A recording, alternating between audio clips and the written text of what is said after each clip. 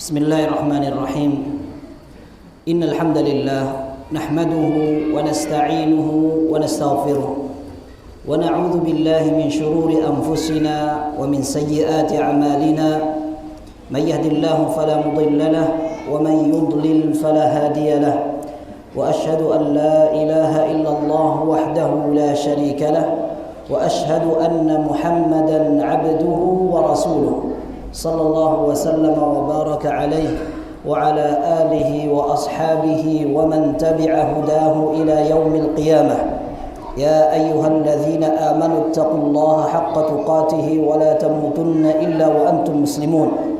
Ya ayyuhan nasu taqu rabbakumul ladzi khalaqakum min nafsin wahidah wa khalaqa minha zawjaha wa batha minhuma rijalan katsiran wa nisaa'a. واتقوا الله الذي تساءلون به والأرحام إن الله كان عليكم رقيبا يا أيها الذين آمنوا اتقوا الله وقولوا قولا سديدا يصلح لكم أعمالكم ويغفر لكم ذنوبكم ومن يطع الله ورسوله فقد فاز فوزا عظيما أما بعد.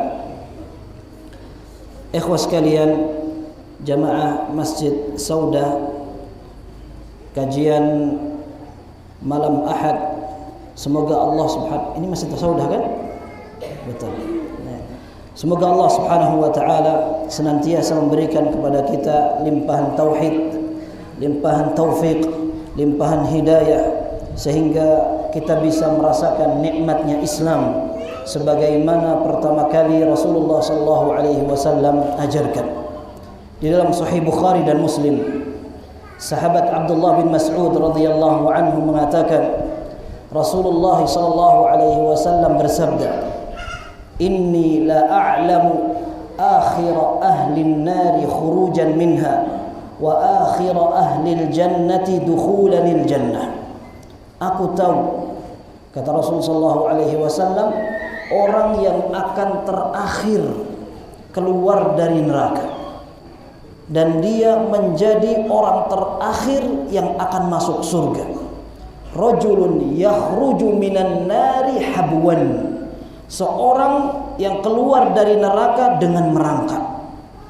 Kemudian Allah Azza wa Jalla yaqulu lah, Allah berfirman kepada orang ini, idhhab fadkhulil jannah. Engkau silahkan masuk ke dalam surga. Fayatihi fayukhayyalu ilaihi annaha mal'a. Maka dia mendatangi surga. Setelah sampai, dikesankan oleh Allah subhanahu wa ta'ala seolah-olah surga itu telah penuh.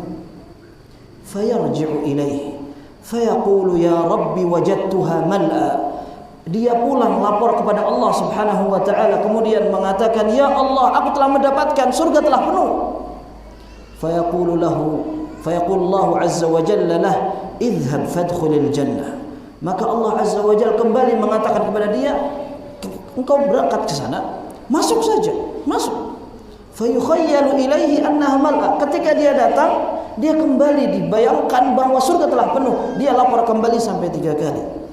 Kemudian Allah azza wa jalla mengatakan, idhhab fadkhulil jannah fa inna laka mithla ad-dunya wa 'asharata amsalha. Engkau masuk ke dalam surga dan engkau masih memiliki jatah di sana seperti dunia seisinya beserta 10 kali lipatnya. Maka orang itu mengatakan, ataskharu bi wa antal malik. Wahai Allah, apakah engkau akan mentertawakan aku sementara engkau adalah raja? Maka kata Abdullah bin Mas'ud radhiyallahu anhu, wa laqad ra'aitu Rasulullah sallallahu alaihi wasallam dhahik hatta badat nawajidu. Aku melihat Rasulullah sallallahu alaihi wasallam ketika menceritakan ini, beliau tertawa sampai terlihat gigi taringnya. Wa kana yuqal dzaka adna ahlil jannati manzilah. Dikatakan bahwa orang itu merupakan orang yang paling rendah kedudukannya di surga. Orang yang paling rendah kedudukannya di surga akan mendapatkan 10 kali lipat dunia seisinya. Ini orang terakhir, sampai dia ragu, saya masih punya jatah apa enggak? Sudah tertutup semuanya, sudah penuh. Akan tetapi ternyata jatahnya masih sebegitu luas. Bagaimana dengan orang yang di tengah-tengah? Bagaimana orang yang semakin ke atas? Bagaimana para nabiyyin, para syuhada, wassalihin, orang yang akan memberikan syafaat, orang yang akan masuk surga pertama kali? Orang-orang yang akan masuk tanpa hisab dan adab, tidak melalui perhitungan, tidak melalui pertanggungjawaban. Kelebihan yang Allah berikan. Akan tetapi untuk orang yang masuk surga sekalipun paling belakang sudah beruntung. Mau dari pintu mana, mau terakhir masuk surga juga demikian, alhamdulillah. Yang penting sudah masuk surga. Karena dalam hadis yang sahih, Rasulullah SAW akan menyeru kepada seluruh penduduk surga, kemudian seluruh penduduk neraka. Allah Azza wa Jalla akan mendatangkan kematian dalam wujud kabsh atau seekor domba. Dan semua orang yang menjadi penduduk akhirat telah melewati kematian, sehingga mereka mengenal domba ini adalah kematian. Maka Allah Azza wa Jalla menyeru kepada penduduk surga dan neraka, kalian tahu siapa ini? Mereka mengatakan semua sudah merasakannya. Kemudian Allah Azza wa Jalla mensirnakan domba itu, disembelih, kemudian mengatakan, ya ahlal jannati khuludun la maut, wa ya ahlan nari khuludun la maut. Wahai penduduk surga, setelah ini kalian kekal di surga. Wahai penduduk neraka, setelah ini kalian kekal di neraka. Maka orang terakhir masuk surga, setelah itu kekal tidak masalah. Dalam hadis yang sahih dikatakan mereka akan mendapatkan stempel jahannamiyun, orang yang pernah lewat di neraka jahannam. Akan tetapi setelah itu mereka masuk surga. Dan itu merupakan salah satu keistimewaan Allah Azza wa Jalla.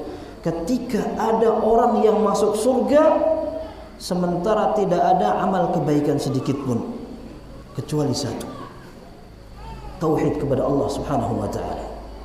Allah Azza wa Jalla menyatakan, "Faman zuhziha 'anil nar wa udkhilal jannata faqad faz."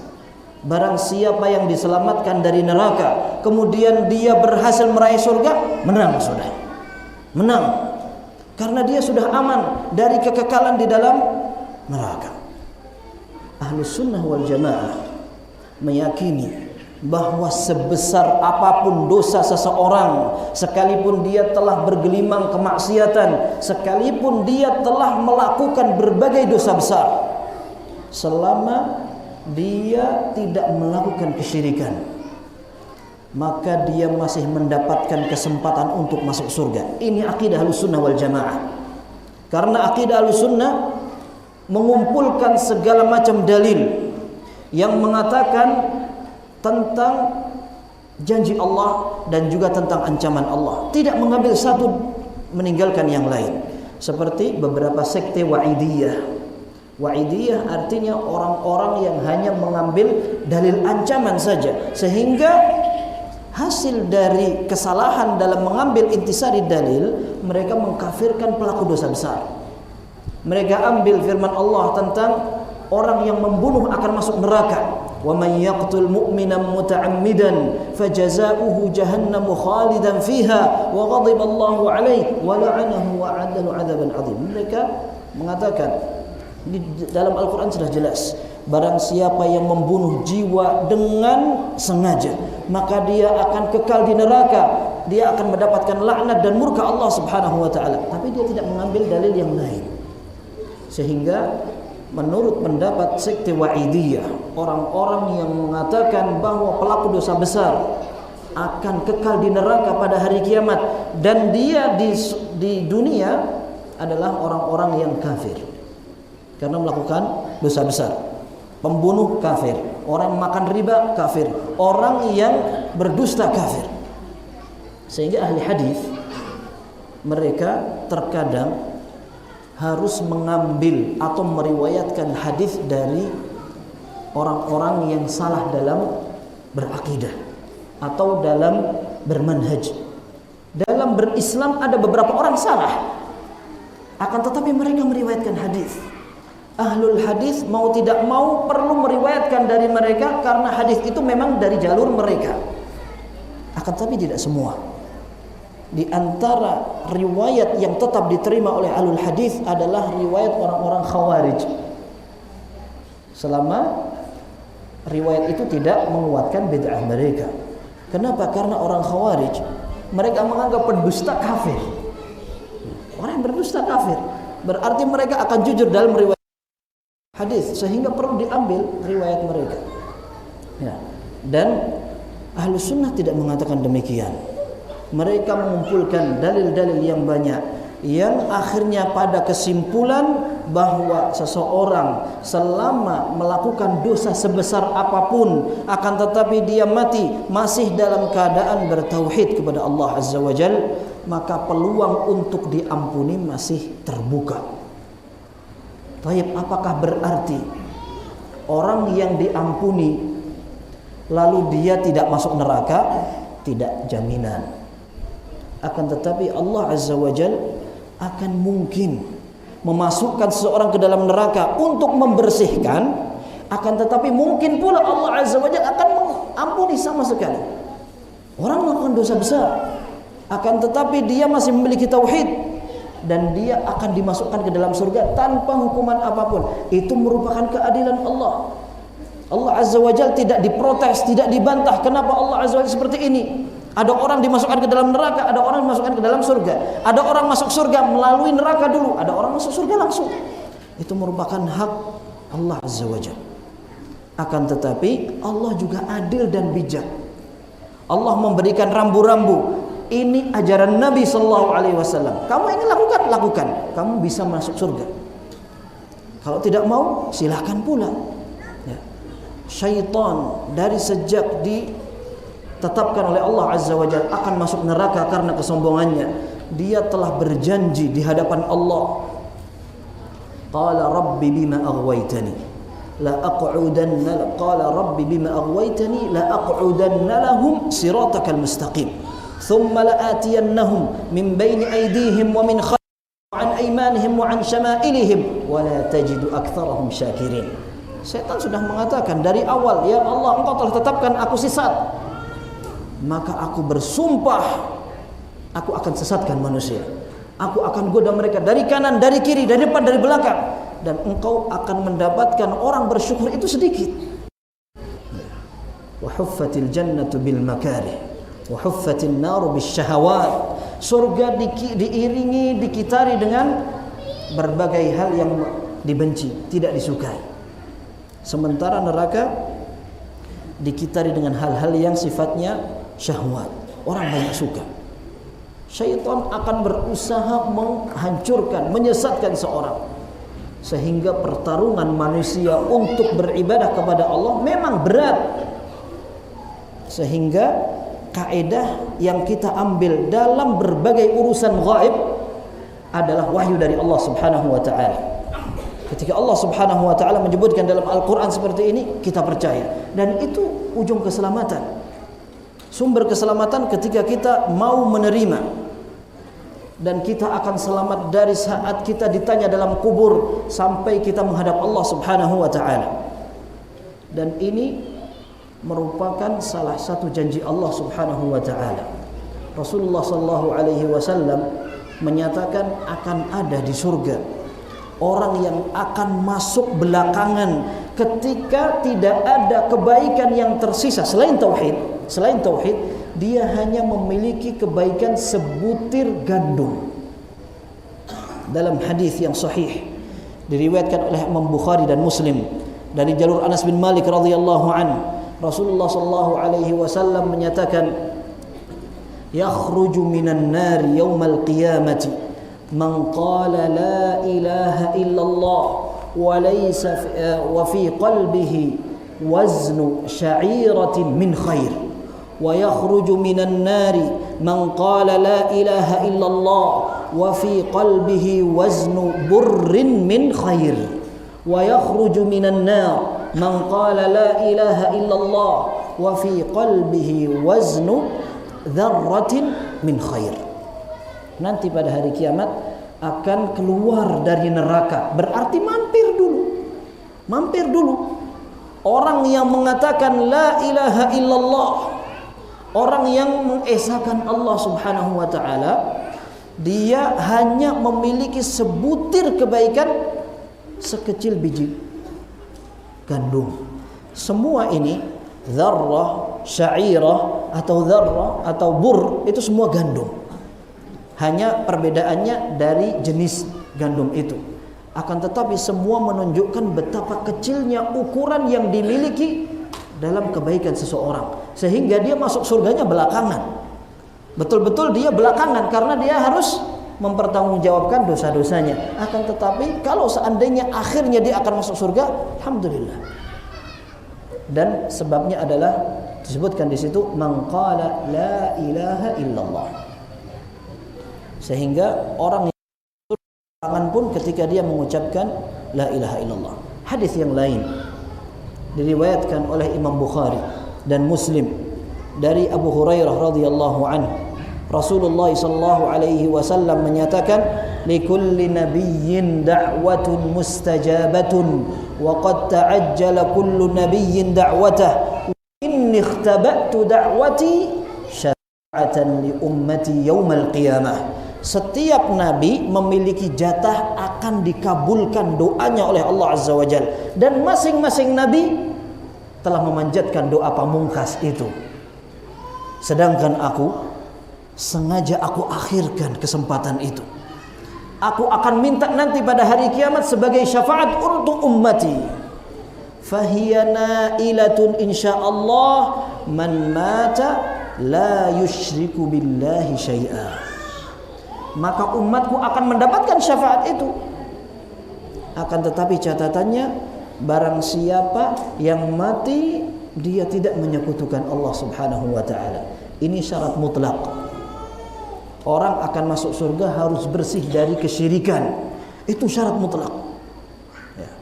Dan kita tahu bahwa seseorang tidak mungkin berhasil membuktikan tauhid, keikhlasan, kemurnian ibadah kepada Allah sampai dia membersihkan agamanya dari kesyirikan. Para ulama menjelaskan bahwa kata-kata la ilaha illallah itu dua rukun. Yang satu memang dia mengesahkan Allah, tapi yang satu dia harus kufur kepada selain Allah. Kalau dia masih belum kufur, berarti belum dia bisa mengesahkan Allah Subhanahu wa taala.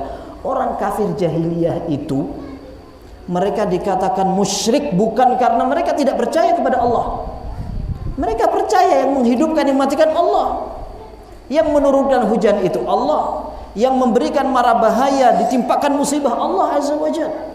Wala in sa'altahum man khalaqahum la yaquluna Allah. Kalau mereka ditanya siapa yang menciptakan mereka, mereka bilang Allah Azza wa Jalla.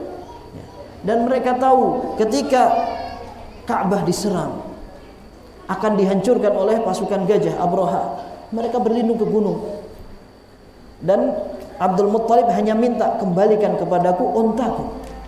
Subhanallah, ini kepala suku hanya minta onta saja, sementara sesembahan yang mereka agungkan akan dihancurkan. Dia tidak peduli. Katakan ana rabbul ibil, aku hanya seorang pemilik onta, aku minta kembalikan ontaku. Wa inna lil baiti rabban, dan sungguhnya rumah ini memiliki Rabb. Itu orang kafir jahiliyah. Mereka meyakini bahwa Allah itu memang kuat. Fa idza raqibu fil fulki da'u Allah mukhlishina lahu ad-din falamma najjahum ilal barri idza hum yusyrikun. Orang kafir itu orang musyrik, penduduk Mekah dulu. Mereka punya perdagangan. Mereka pergi ke negeri Syam, dari Mekah menuju ke daerah Yordania, Suriah, Palestina sekarang itu daerah Syam, tempat perdagangan. Mereka perlu melewati laut.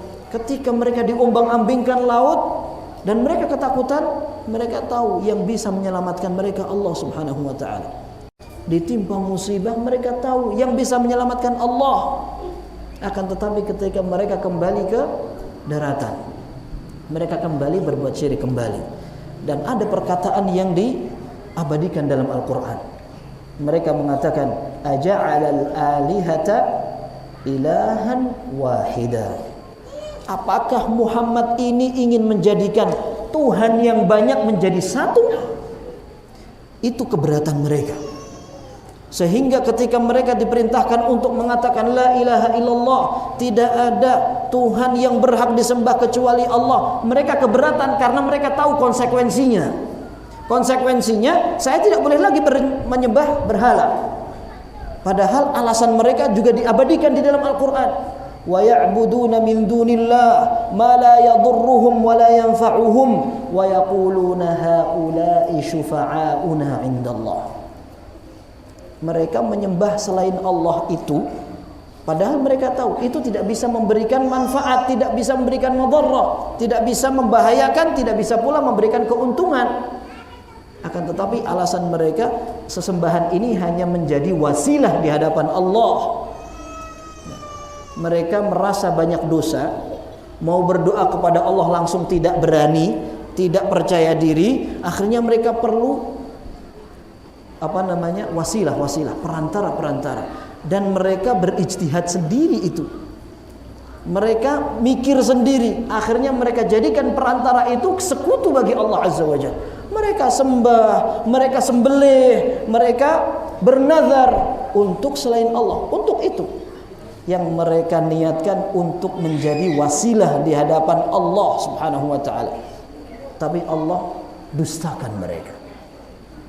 Sehingga kekafiran orang-orang musyrikun, dikatakan mereka musyrikun adalah ketika mereka tidak bisa menunggalkan Allah dalam ibadah. Ya, ketika mereka berdoa tidak hanya kepada Allah tapi kepada yang lain. Kalau mereka digencet dengan musibah saja di tengah laut, ya, di tengah laut diombak-ambingkan ombak, wah kayaknya sudah tidak ada lagi kesempatan untuk selamat. Mereka berdoa kepada Allah. Tapi kalau mereka dalam kondisi lapang, mereka lupa. Akhirnya mereka doanya kepada selain Allah Subhanahu wa taala. Nah, maka dari sini sebagian ulama mengatakan orang yang lebih parah, orang yang lebih tidak tahu diri, ditimpa musibah juga dia berdoanya kepada selain Allah.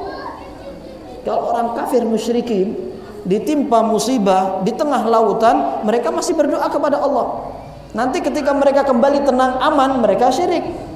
Nah, zaman sekarang orang sudah mau mati, ditimpa musibah di tengah masyarakat, ada wabah,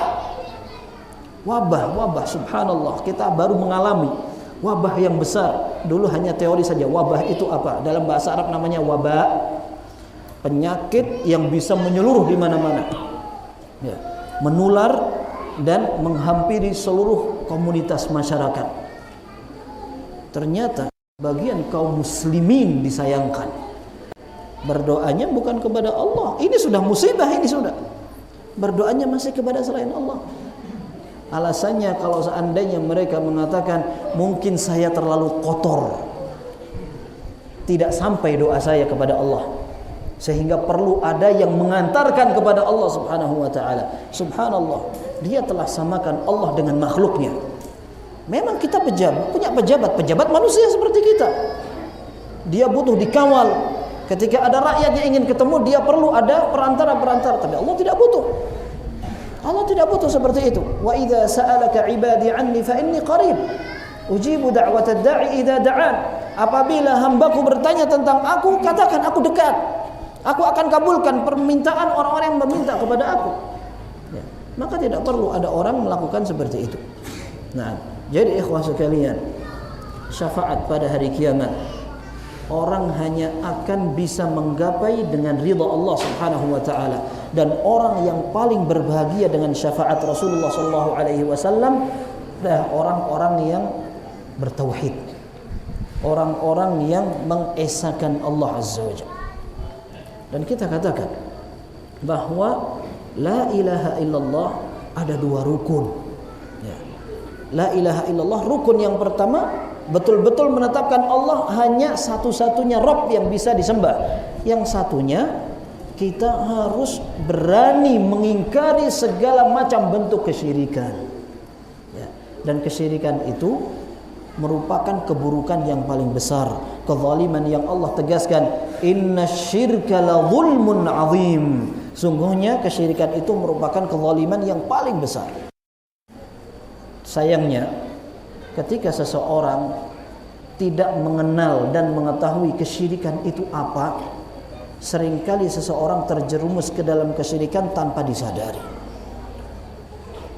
Maka sebagian ulama mengatakan, araftu syarra la lisyarri walakin litawaqqihi wa man lam ya'rif syarra yaqa' fihi.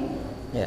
Aku mengenal keburukan bukan untuk dilakukan, akan tetapi biar bisa dihindari. Ya, biar bisa dihindari. Karena kebanyakan orang ketika tidak tahu keburukan, dia justru terjerumus untuk melakukannya. Sekarang kalau kita mau bahas tentang definisi kesyirikan, kemudian contoh-contohnya, barangkali banyak di tengah masyarakat. Pelakunya adalah ahlul qiblah, orang yang juga sholat, orang yang ibadahnya sama, orang yang juga mengatakan Rabbi Allah, Tuhanku adalah Allah subhanahu wa ta'ala. Akan tetapi karena ketidaktahuan itu, akhirnya mereka melakukan kesyirikan yang tidak mereka sadari, atau mereka menyadari akan tapi tidak diperdulikan. Ya. Maka kesyirikan ini harus kita pahami bahwa hari kiamat tidak akan terjadi sampai kesyirikan akan kembali terulang. Sebagian orang mengatakan itu kan dulu ketika Rasulullah SAW pertama kali diutus, sehingga mereka belum bisa menerima perombakan atau pergantian ideologi atau akidah. Setelah kaum muslimin berhasil menaklukkan kota Mekah, kemudian kaum muslimin berhasil untuk memahamkan Islam dengan benar, kaum muslimin tahu semua syirik tidak akan terjadi lagi. Ini salah. Dalam sebuah hadis yang sahih, Rasulullah SAW menyatakan, la taqumus sa'atu hatta tadtariba alayatu dausin ala dhil khulasah. Tidak akan terjadi hari kiamat sampai sebagian wanita kabilah Daus.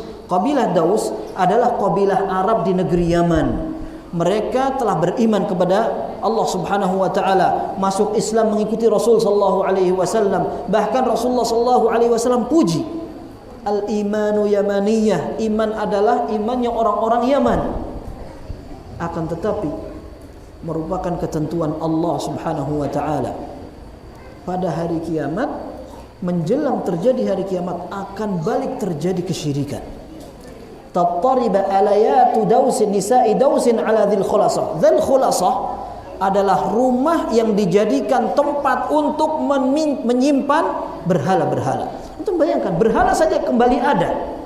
Berhala yang dulu pernah Rasulullah SAW hilangkan, ya, setelah betul-betul Islam mendapatkan kemuliaan, Ka'bah dibersihkan dari berhala, ada 360 berhala disembah oleh orang-orang musyrikin. Ternyata akan ada lagi. Tattariba alayatu nisa'i dausin ala dhil khulasah. Alayat itu adalah bagian belakang kaum wanita. Ketika disebutkan seperti itu adalah isyarat betapa mereka khusyuk dalam beribadah kepada berhala itu. Dan tidak akan terjadi hari kiamat sampai itu terjadi. Dalam hadis yang sahih pula, Rasulullah sallallahu alaihi wasallam, taqumus sa'atu la yalhaq hayyun min ummati bil musyrikin wa hatta ta'budu fi'amun min ummatil awthan. Tidak akan terjadi hari kiamat sampai sekelompok umat ini akan ikut-ikutan orang-orang musyrik, dan sebagian umat ini akan kembali menyembah berhala. Maka tidak ada yang merasa aman dari makar Allah. Tauhid harga mati, ya, kalau bahasa orang zaman sekarang. Orang ingin memurnikan ibadahnya kepada Allah, itu pilihan. Karena pilihan berikutnya neraka. Kalau memang kita ingin selamat, tidak ada pilihan lain selain kita belajar agama. Bagaimana kita bisa beribadah dengan benar. Dan Rasul sallallahu alaihi wasallam sayang kepada umat ini, sayang kepada umatnya. Beliau telah berusaha untuk menjelaskan segala kebaikan dan segala keburukan, telah diterangkan dan diperingatkan. Akan tetapi pada hari kiamat, dalam hadis yang masyhur tentang haud, tentang telaga Rasul sallallahu alaihi wasallam, Rasulullah sallallahu alaihi wasallam mengatakan, inni faratukum 'alal haud, aku akan mendahului kalian, aku akan tunggu kalian di telagaku. Kemudian ada sekelompok umat datang. Rasulullah sallallahu alaihi wasallam mengenal mereka dari bekas air wudu. Kemudian ada sekelompok orang yang akan mendatangi haud atau telaga Rasul sallallahu alaihi wasallam. Kemudian Rasul mengatakan, ummati ummati, mereka adalah umatku, akan tapi Allah azza wajalla akan hindarkan mereka. Ya, dipisah antara Rasul sallallahu alaihi wasallam dan telaganya dengan segelintir umat itu atau sekelompok umat itu. Rasulullah sallallahu alaihi wasallam mengatakan mereka adalah umatku ya Allah, akan tapi Allah azza wajalla mengatakan, innaka la tadri ma ahdathu ba'dak. Wahai Muhammad, kamu tidak tahu apa yang mereka buat setelah meninggalmu. Mereka melakukan perubahan.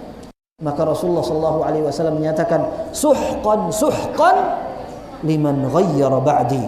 Celaka orang yang merubah agama setelah aku, setelah kematianku. Para ulama mengatakan, merubah agama ini bisa dirubah semuanya alias murtad, atau dia merubah sebagiannya. Merubah sebagian. Dan merubah sebagian agama bukan merupakan hal remeh dan sepele. Seorang mengatakan bahwa ini agama padahal bukan agama, ini bahaya. Dan anggapan baik, perasaan ataupun semangat itu bukan merupakan landasan dalam beribadah kepada Allah. Agama kita dibangun di atas landasan dalil. Bukan karena semangat, bukan karena komunitas yang banyak sehingga kita katakan, oh ini agama yang benar. Akan tetapi agama dibangun di atas dalil, terutama yang berhubungan dengan ilmu ghaib, urusan-urusan ghaib. Iman kepada hari kiamat, kata para ulama, mencakup segala yang berkaitan dengan kematian dan setelahnya. Itu urusan ghaib. Termasuk diantaranya ruh, termasuk diantaranya malaikat, termasuk diantaranya adalah takdir. Semua berkaitan dengan masalah ghaib. Tidak ada standar yang kita bisa pegangi selain wahyu. Maka sangat memprihatinkan ketika ada sebagian kaum muslimin ketika diajak untuk menerapkan Islam yang benar, dia mengatakan, ente pengen benar sendiri, kita lihat di kuburan siapa yang paling benar di antara kita. Antum gak usah ngomong begitu, kita akan lihat di kuburan. Kuburan itu realita dan pasti terjadi. Orang mati, tidak ada yang mengingkari orang itu akan mati. Tidak akan ada yang mengingkari. Tapi azab kubur merupakan sesuatu yang tidak terlihat. Kita percaya atau tidak, standar wahyu mengatakan orang akan mendapatkan nikmat kubur atau azab kubur. Ente percaya, terserah. Tidak percaya juga terserah. Allah akan menentukan takdirnya. Seperti itu. Bahkan para ulama mengatakan gambaran yang paling mudah tentang azab kubur adalah orang tidur. Sebagaimana tidur itu akhul maut. Ya. Tidur itu adalah saudaranya mati. Maka ketika orang bermimpi, ada orang dua berjajar tidur bersama dalam satu tempat tidur, yang satu mimpi dikejar maling, yang satu dikejar, atau yang satu mendapat duit. Ya. Yang satu senyum-senyum padahal dia nggak dapat duit, itu ya mimpi saja itu. Yang satu dia ketakutan sekali atau jatuh dari gunung. Bangun ternyata berbeda. Apalagi dalam urusan kematian, tidak bisa dibandingkan. Azab kubur merupakan hak. Kita percaya atau tidak. Demikian pula masalah keyakinan kepada Allah Subhanahu wa taala dan segala macam konsekuensinya. Kita siap menjalankan dalil. Syafaat Rasul sallallahu alaihi wasallam tidak bisa diperoleh dengan perasaan aku cinta Nabi, aku menangis karena aku rindu kepada Nabi sallallahu alaihi wasallam. Akan tapi yang dibutuhkan adalah bukti. Ya. Di dalam hadis yang panjang, Rasulullah sallallahu alaihi wasallam menyatakan bahwa orang yang akan ditanya, ini azannya sebentar lagi. Berapa azannya? Kalau kemarin jam 8 kurang 10 sudah azan. Hah? Berapa? 2 menit. Ya. Dalam hadis yang sahih, Rasulullah sallallahu alaihi wasallam menyatakan bahwa orang yang mati beriman, ada yang kafir. Ya.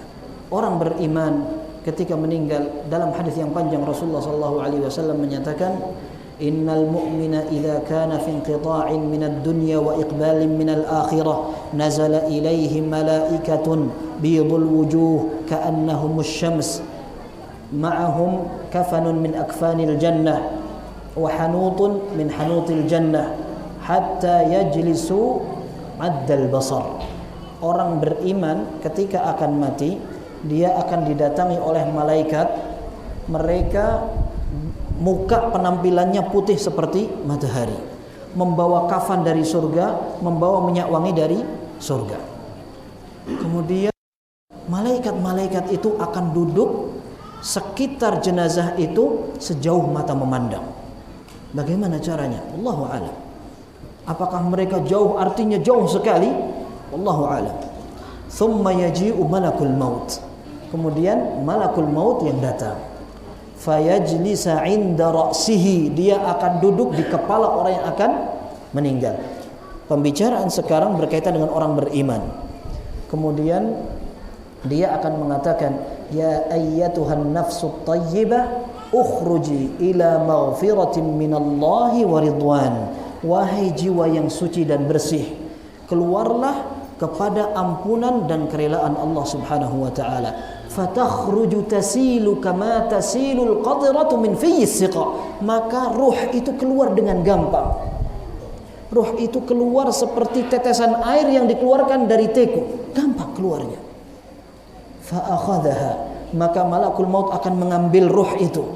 Fa idza akhadhaha lam yad'uha fi yadihi hatta yaj'aluha fi dhalikal kafan fi dhalikal hanut. Apabila malaikat maut telah mencabut nyawa itu, maka malaikat yang tadi membawa kafan itu tidak akan membiarkan lama-lama ruh itu di tangan malakul maut. Mereka akan segera mengambilnya, kemudian akan ditempatkan pada kafan itu, kemudian menggunakan minyak wangi dari surga, fayakhruju minhu ka'atyabi rihin wujida ala wajhil ard. Maka akan muncul dari ruh itu bau wangi yang sangat wangi di permukaan bumi.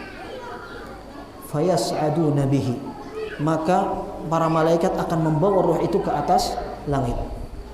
Fama marra bimala'in minal malaikati illa qalu ma hadzal ruhut thayyib wa hadzal rihut thayyib. Setiap mereka melewati kumpulan malaikat, malaikat adalah penghuni langit. Kita tahu malaikat penghuni langit dan mereka memiliki bait namanya mereka memiliki Ka'bah namanya Baitul Ma'mur. Ya, dalam hadis yang sahih dikatakan setiap hari akan ada 10.000 malaikat masuk ke Baitul Mereka beribadah kepada Allah, kemudian keluar, masuk lagi 10.000 malaikat beribadah kepada Allah, kemudian keluar, masuk lagi 10.000 malaikat, dan 10.000 malaikat itu bukan 10.000 malaikat sebelumnya. Menunjukkan bahwa malaikat Allah itu banyak sekali. Dalam hadis dikatakan attatis sama wa huqqalaha an ta'id, sampai langit itu merasa keberatan, banyak penghuninya malaikat. Malaikat Allah Subhanahu wa taala, ahli ibadah besar-besar, mereka mentauhidkan Allah. Kok kita yang kecil seperti ini tidak bisa mentauhidkan Allah Subhanahu wa taala? Baik, dalam hadis dikatakan bahwa ruh orang beriman ketika malaikat, mereka akan mengatakan, ruh ini punya siapa? Baunya wangi sekali, bau apa ini? Sampai mereka dibawa ke langit dunia. Fayastaftihuna lahu fayuftaha lahu. Malaikat yang mengiringi akan memintakan izin untuk dibukakan langit itu. Dan masing-masing malaikat dijaga oleh malaikat. Maka dibukakan pintu langit untuk orang ini. Sampai setiap langit akan diantar oleh para malaikat penghuni langit itu sampai ke langit ketujuh. Kemudian Allah Azza wa Jalla mengatakan, uktubu kitaba abdi fi illiyin wa arji'uhu ilal ard fa inni minha khalaqtuhum wa minha khalaqtuhum wa fiha nu'idukum wa minha nukhrijukum taratan ukhra. Setelah Allah Azza wa Jalla melihat ruh yang baik ini, maka Allah akan mengatakan, tulis catatan hambaku pada catatan yang tinggi, kemudian kembalikan ke tanah, karena Aku menciptakan dia dari tanah, dan dia akan dikembalikan ke tanah, dan dari tanah pula dia akan dikeluarkan, kemudian dikembalikan ke jasadnya di kuburan itu. Kemudian setelah dikuburkan, fayatihi malakan fayujlisanihi, maka akan ada dua malaikat yang akan mendudukkan dia. Kemudian dia akan bertanya, dua malaikat itu, man rabbuk, man nabiyyuk, wa madinuk. Siapa Tuhanmu, siapa nabimu, kemudian apa agamamu? Orang beriman akan mengatakan Rabbi Allah, kemudian diniyal Islam. Kemudian ditanya, man hadzal rajulul ladzi bu'itsa fikum, siapa orang yang diutus kepadamu ini? Dia akan mengatakan Muhammad, itu adalah Rasul sallallahu alaihi wasallam. Wa ma yudrika, apa yang membuat engkau tahu? Dia mengatakan qara'tu kitaballah fa amantu bihi wa saddaqtu. Aku membaca Al-Qur'an, aku beriman dan aku benarkan. Ini kuncinya. Fayunadi munadin an sadaqa abdi, maka akan ada yang menyeru, hambaku benar. Fa afrishuhu minal jannah, hamparkan karpet dari surga.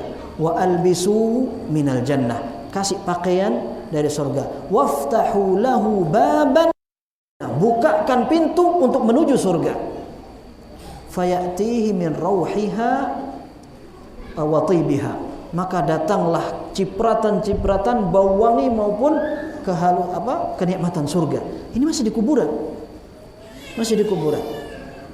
Kemudian fayufsahu lahu qabruhu maddal basar, kuburannya diluaskan sejauh mata memandang.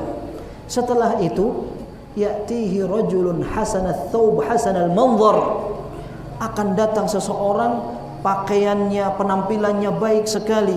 Kemudian dia mengatakan abshir billadzi bil yaumil ladzi kunta tu'ad, hadza yaumuka alladzi kunta tu'ad. Orang itu kemudian mengatakan kabar gembira untukmu, ini adalah hari yang dijanjikan untukmu. Maka dia mengatakan man anta fawajhuka wajhu khairin ya'ti bi khair. Engkau siapa?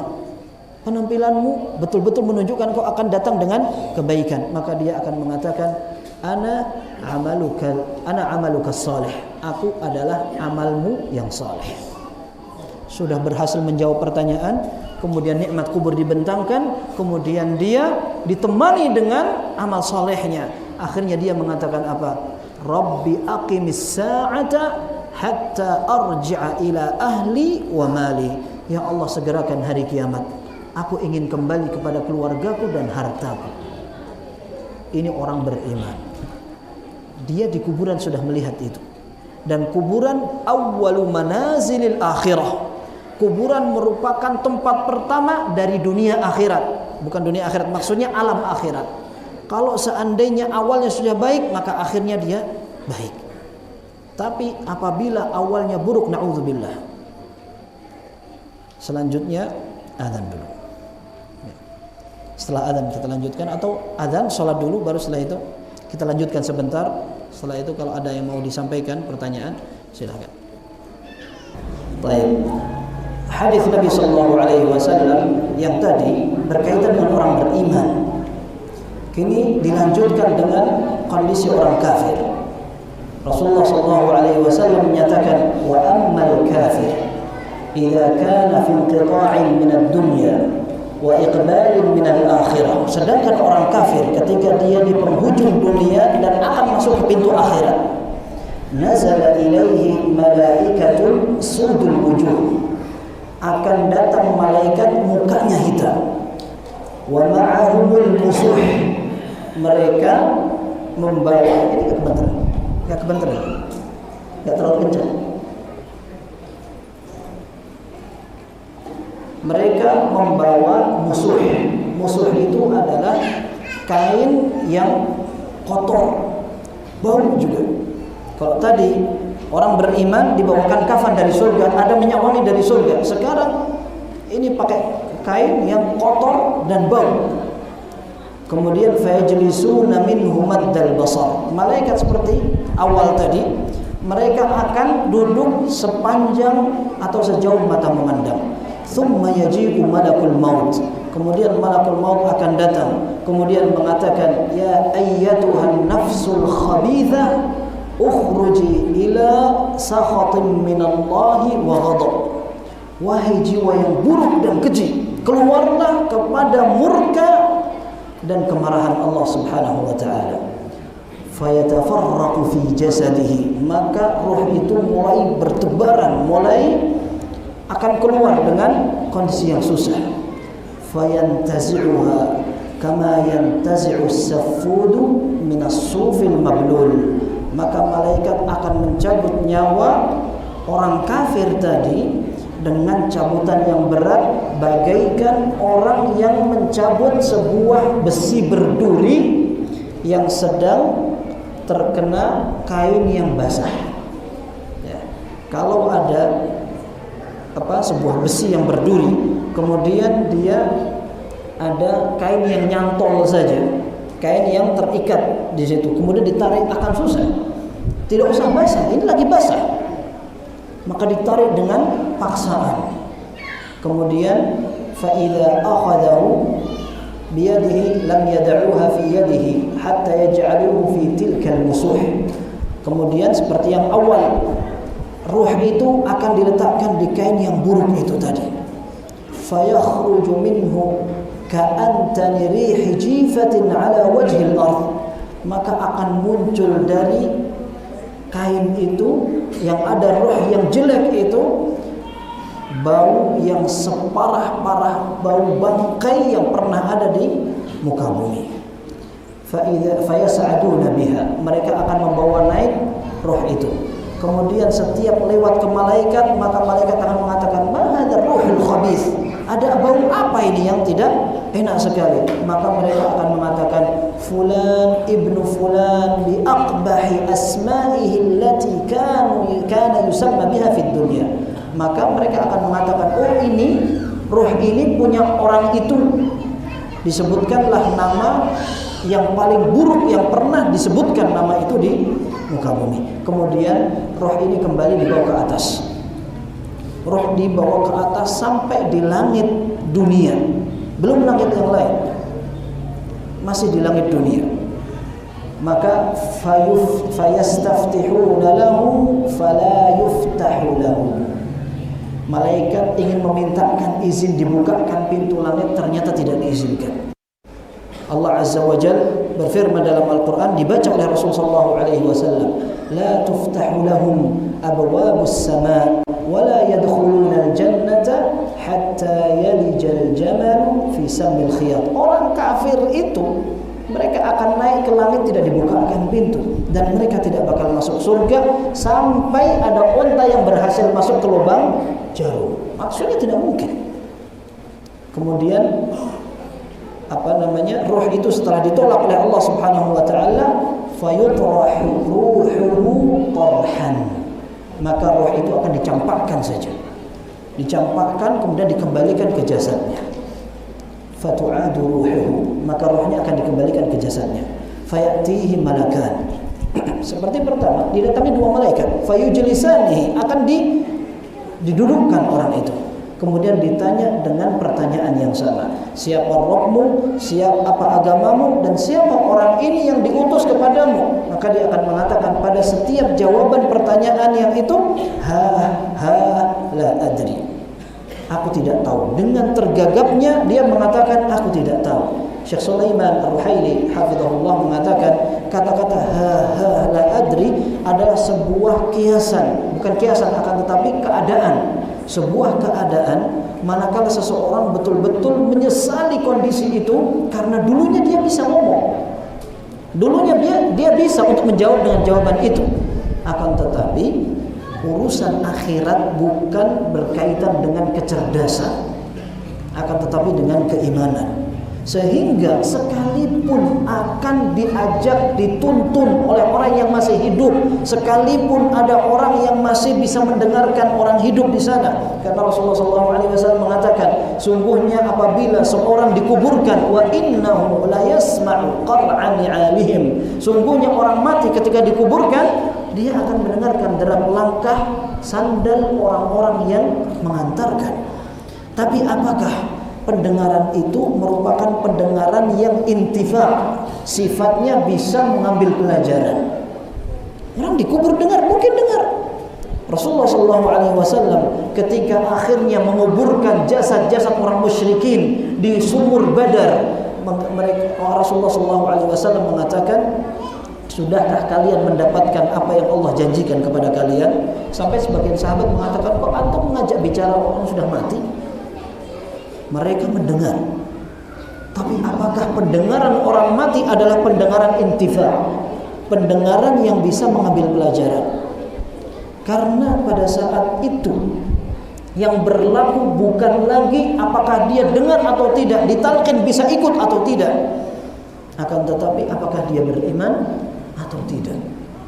Sehingga ketika jawaban yang diberikan lancar sebagai orang beriman, alasannya karena dia mengatakan, aku membaca Al-Quran, aku amalkan, aku beriman. Sementara orang kafir, dia tidak bisa menjawab apa-apa. Hingga akhirnya dia hanya mengatakan apa? La adri sami'tun nasa yaquluna qawlan faqultu mithlahum. Aku enggak ngerti. Yang penting aku mendengarkan orang bicara seperti itu, aku ikuti saja. Akhirnya tidak beriman dengan dasar ikut-ikutan orang, sehingga balasannya dia tidak bisa menjawab pertanyaan kubur. Maka dalam hadis disebutkan, fayunadi munadin, akan diseru oleh seorang penyeru, an kadzaba abdi, hambaku bohong, fa'afrishuhu minan nar, maka berikan hamparan dari neraka, waftahu lahu baban ilan nar, bukakan pintu dari neraka, fayatihi min harriha wa sumumiha, maka panasnya neraka sekaligus racun-racunnya datang ke kuburan. Ini belum hari kiamat, masih di neraka, masih di kuburan, sudah datang azab dari neraka. Kemudian di tengah-tengah seperti itu, yatihi rajulun qabihul wajh, datang seorang laki-laki dengan penampilan yang buruk rupa. Kemudian orang itu mengatakan, abshir billadhi yasu'uka, hadha yawmuka alladhi kunta tu'ad. Ini kabar gembira untuk kamu yang akan kamu rasakan dengan keburukan. Ya. Ini yang dulu dijanjikan kepada kamu. Kamu gak percaya. Dulu hanya mengatakan, lihat aja yang benar siapa, nanti dia di kuburan. Setelah di depan kuburan, dia betul-betul akan mengetahui. Tanpa mengatakan seperti itu sekarang, dia akan mengetahui di kuburan itu bagaimana.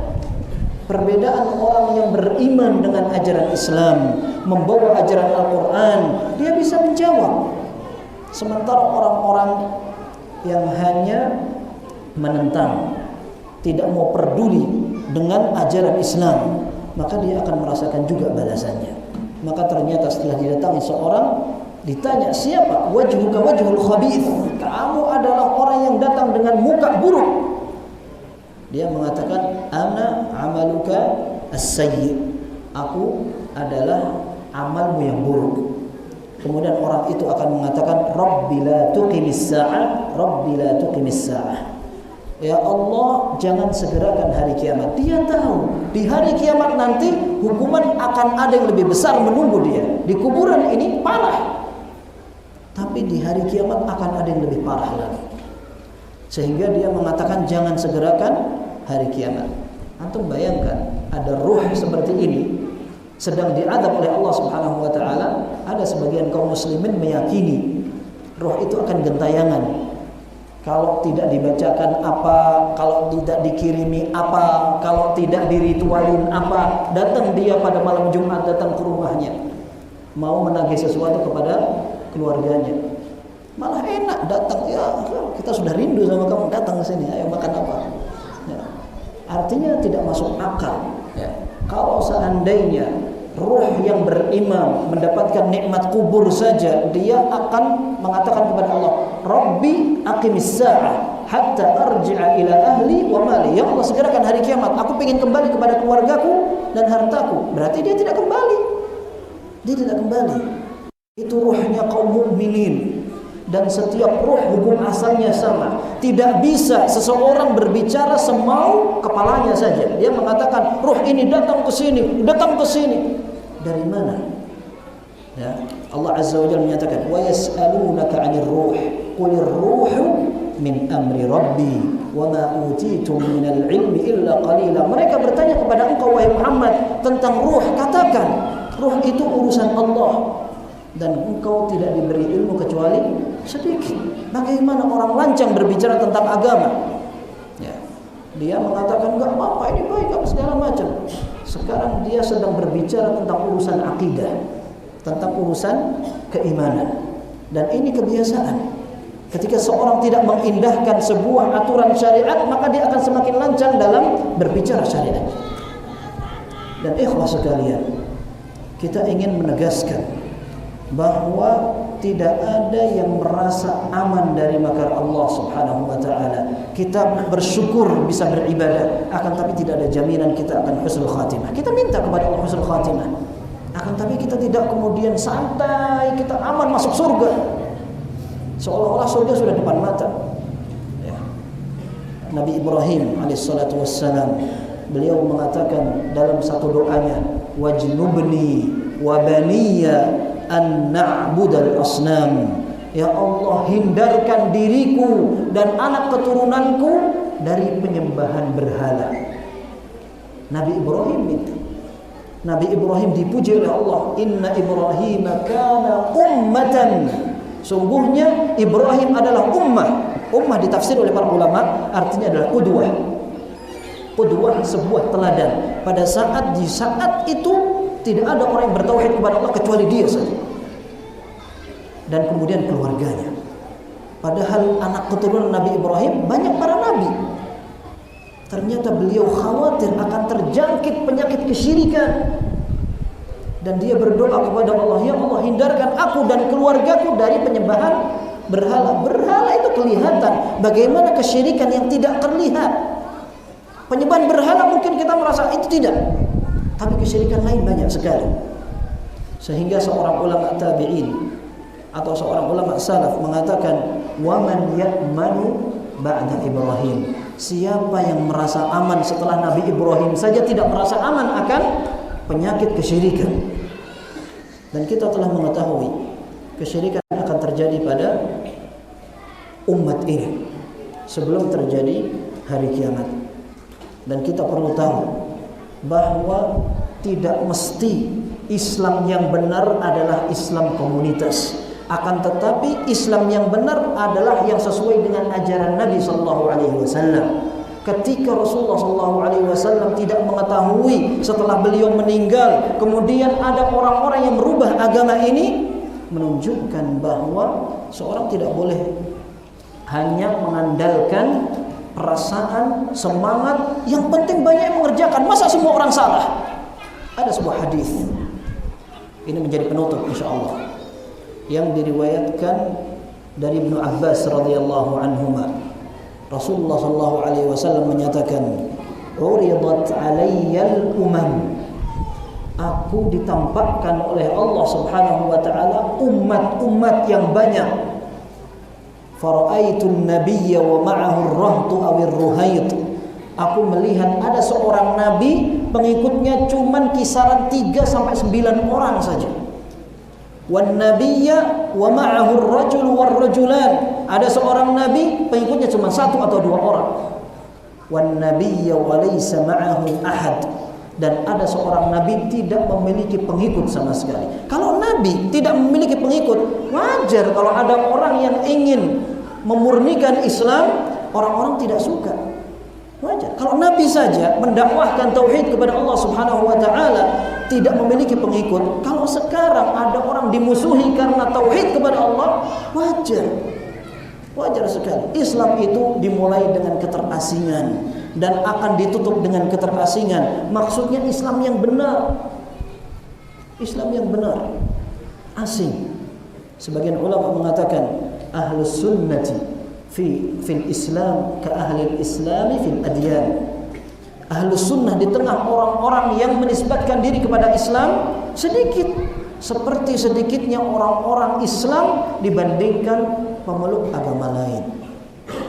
Nah, ini ikhwah sekalian, dalam hadis itu Ibnu Abbas radhiyallahu anhu meriwayatkan dari Rasul sallallahu alaihi wasallam, "Idz 'urida li sawadun 'azim fa dhanantu annahum ummati."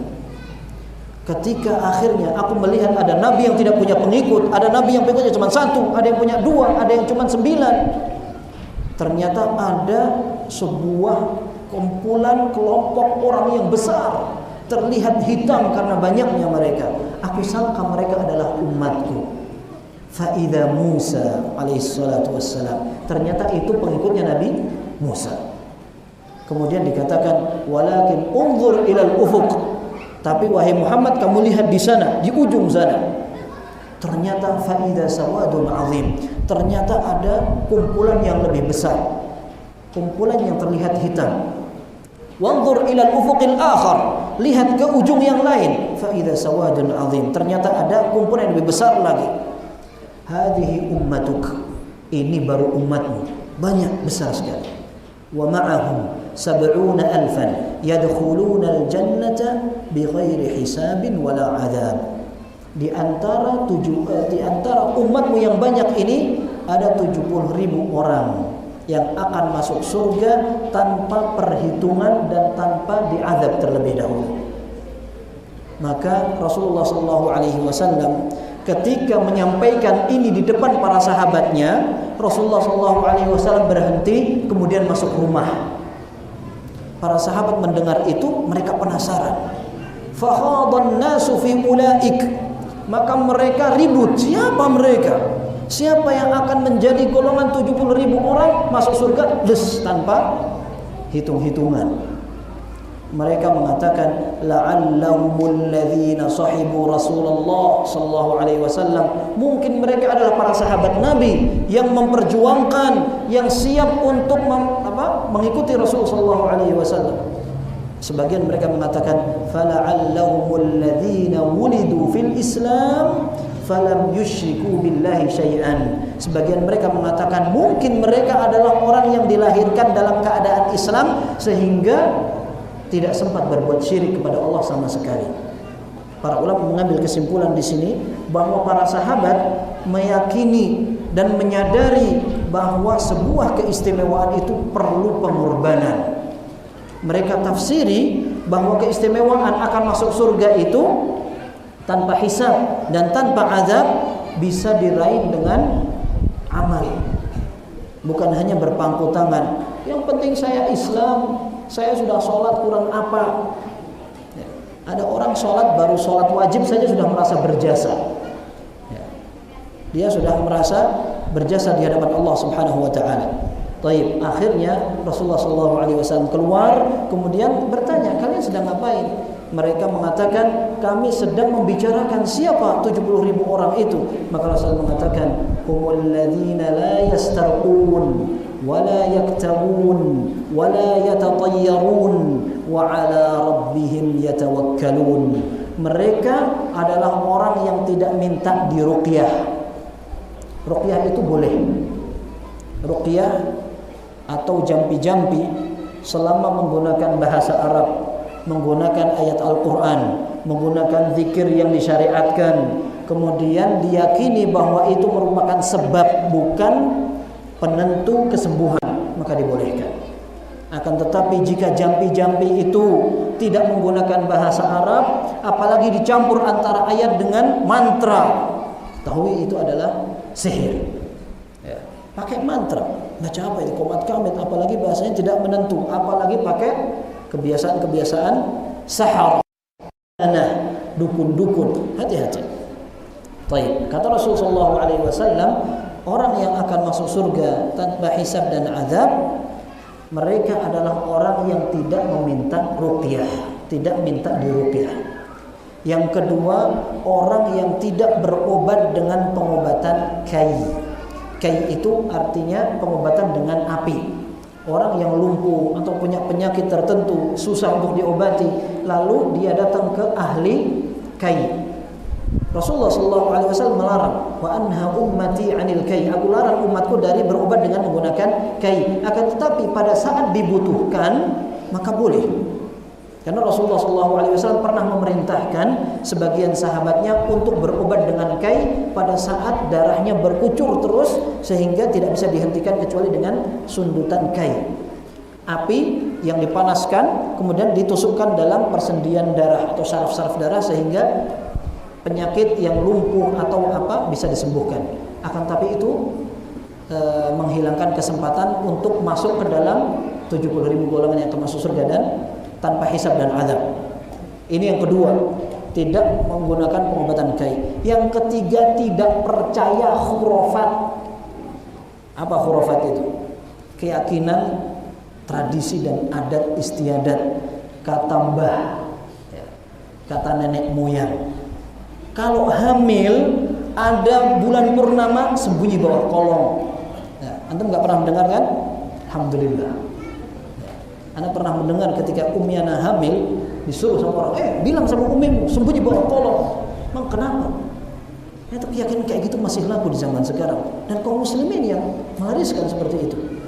Ada orang punya motor pernah nabrak sekali, kalau tidak disiram dengan air kembang kecelakaan lagi dia. Ini tidak boleh memiliki keyakinan seperti itu, namanya tatoyur. Tatoyur artinya adalah percaya dengan khurafat atau sesuatu yang tidak ada dasarnya. Dikatakan tatoyur dari kata-kata toir, burung. Karena orang Arab jahiliyah, mereka apabila melakukan sebuah perjalanan atau ada kegiatan, mereka akan ambil burung, diusir burung itu. Kalau burung itu terbang ke kiri, mereka bilang wah bahaya, tanda sial. Kalau burungnya terbang ke kanan, tanda keberuntungan. Ayo kita kerjakan. Kebiasaan ini merupakan kebiasaan Arab jahiliyah. Bahkan sebelum itu kaumnya Nabi Musa, mereka bertatoyur dengan Nabi Musa. Ketika ditimpa musibah, ini gara-gara Nabi Musa. Allah mengatakan qala ta'irukum indallah. Tatoyur enggak manfaat. Semua merupakan takdir Allah Subhanahu wa taala. Kalau sekarang masih ada orang yang memiliki keyakinan seperti itu, dia melestarikan kebiasaan orang-orang jahiliyah. Ya, orang Arab jahiliyah banyak itu khurafat-khurafatnya. Kunang-kunang dari apa? Dari apa katanya kunang-kunang itu? Dari kukunya orang mati. Sama kan? Ya. Kalau ada burung hantu, tanda apa? Tanda penduduk rumah itu akan ada yang mati. Itu mirip disebutkan oleh Syekh Sulaiman Ali-Syekh, itu merupakan adat jahiliyah. Mereka apabila melihat burung hantu, mereka tasya'um langsung. Mereka sangka akan ada yang sial, mati. Dan terkadang keyakinan seperti itu kejadian betul. Nah, benar kan? Padahal tidak seperti itu. Rasulullah SAW menyatakan, man ta'allaqa syai'an wukila ilaih. Barang siapa memiliki kebiasaan atau keyakinan tertentu, Allah sengaja membuat dia akan ketergantungan dengan keyakinannya sekalipun salah. Kebiasaan di tengah masyarakat, ketika mereka jualan, pembeli pertama diambil duitnya, tepuk-tepukkan di barang dagangannya. Sama enggak? Subhanallah. Ini dapat ajaran dari siapa? Masalahnya akan dijadikan sebuah akidah dan keyakinan. Ya. Orang sudah terbiasa seperti itu. Kalau tidak seperti itu takut kualat, takut tidak untung. Ya. Namanya, jangan berharap dia akan masuk ke dalam penghuni surga yang tanpa hisab dan azab kalau seandainya dia masih bergelayutan dengan dunia tatoyur khurafat. Ya, kalau kita masih punya alasan medis atau pernah ada orang yang meneliti dengan penelitian ilmiah, masih masuk akal. Wah, ini nggak ada dalil dalam syariat, nggak ada uji ilmiahnya, kok orang punya keyakinan seperti itu? Hari gini kata orang, ya, masih ada yang seperti itu. Jangan dikira itu di kampung saja, orang kota banyak yang seperti itu. Bahkan kalau perlu pejabat masih punya keyakinan seperti itu. Antum ingat itu? Piala dunia. Piala dunia. Dunia. Mereka punya keyakinan apa itu? Gurita itu suruh datang ke mana itu? Itu khurafat. Sama itu, ramalan-ramalan. Terakhir, wa 'ala rabbihim yatawakkalun, dan orang yang bertawakal kepada Allah Subhanahu wa taala. Tawakal kepada Allah artinya mengambil sebab kemudian menyerahkan semua kepada Allah. Bukan hanya menyerahkan kepada Allah, dan juga bukan sebagai bentuk pasrah saja, menyerah, tidak seperti itu. Akan tapi seorang dituntut untuk mengambil usaha. Setelah itu baru dia menyerahkan semuanya kepada Allah Subhanahu wa taala, termasuk dalam urusan akhirat. Tidak boleh seorang beralasan dengan takdir, takdir saya memang ibadah saya biasa-biasa saja, lalu tidak mau belajar agama, tidak mau sholat sunnah, tidak mau melakukan ibadah-ibadah lainnya. Ini salah. Para ulama mengatakan tidak boleh beralasan dengan takdir untuk meninggalkan perintah atau menerjang larangan. Semoga Allah Subhanahu wa taala senantiasa memberikan kepada kita bimbingannya sehingga kita mudah untuk menerima kebenaran dan bisa beribadah dengan cara yang benar sampai Allah ridha kepada kita. Wallahu taala a'lam. Sallallahu wasallam baraka ala Muhammad wa ala alihi wa sahbihi ajma'in walhamdulillahirabbil alamin. Pertanyaan pertama. Ada orang yang mengatakan bahwa di kampung kami dukun lebih laku daripada dokter. Ketika ada orang sakit, mereka berobatnya ke dukun, bukan ke dokter. Bukan aja, banyak kampung-kampung kita seperti itu. Ya, ini disayangkan sekali. Ketika ada orang lumpuh, ada kecelakaan, ada apa, datang ke sana itu ikhtiar kita. Bahasanya mah Arab, masya Allah, ya, ikhtiar, tapi datanya ke dukun. Ya, ini tidak boleh, ya, tidak boleh.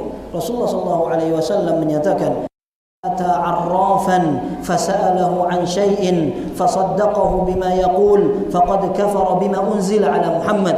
Orang yang mendatangi dukun kemudian dia bertanya, dijawab, dia percaya, maka dia telah kufur kepada sesuatu yang diturunkan kepada Rasulullah SAW. Dalam sebuah riwayat dikatakan, la tuqbalu lahu salatun 40 lailah. Salatnya tidak akan diterima 40 hari. Al-Imam Nawawi rahimahullah mengatakan, orang yang mendapatkan balasan seperti ini, mendapatkan dosa seperti ini, bukan berarti dia tidak masalah tidak sholat. Dia tetap harus sholat, akan tetapi pahalanya tidak ada. Kalau dia tidak mau sholat karena dia mengetahui tidak akan berpahala, dosanya tambah. Ini balasan untuk orang yang datang ke dukun. Dan kita baru tahu ternyata akal kaum muslim ini lemah sekali. Ya. Dukun itu kerjasamanya bukan dengan malaikat. Sekalipun orang mengatakan ada dukun hitam, ada dukun putih. Dukun hitam itu sama setan, sama jin. Kalau dukun putih sama malaikat. Kata siapa malaikat mau kerjasama sama ente? Ya. Tugasnya sudah banyak. Mereka tidak pernah bermaksiat kepada Allah. Tahu-tahu dia kerjasama sama orang untuk menyembuhkan orang kurang kerjaan. Begitu. Nah, ini masih diyakini oleh masyarakat sehingga mereka percaya. Datang ke sana, orangnya masya Allah ahli hikmah. Usap,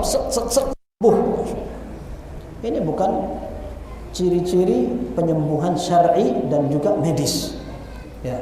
Dan para ulama menjelaskan bahwa seorang boleh berobat ketika ada dalilnya atau ada percobaannya atau tes pengalaman yang masuk akal. Di medis, pengobatan seperti ini ada penelitiannya, silahkan dilakukan. Atau ruqyah syar'iyyah, dibacakan doa, tidak apa-apa. Tapi orang tidak tahu apa-apa, tidak ada bukti apa-apa, lalu dia datang untuk penyembuhan. Allahu a'lam. Seperti itu. Nah, sehingga nasihatnya bagaimana? Nasihatnya belajar Islam. Nasihatnya belajar Islam. Gencarkan ilmu akidah. Ajak kaum muslimin untuk berkenalan dengan Al-Quran. Al-Quran itu tidak dilombakan saja, tidak dipertontonkan suaranya yang baik, siapa yang lebih kuat hafalannya, akan tapi bagaimana isinya diamalkan.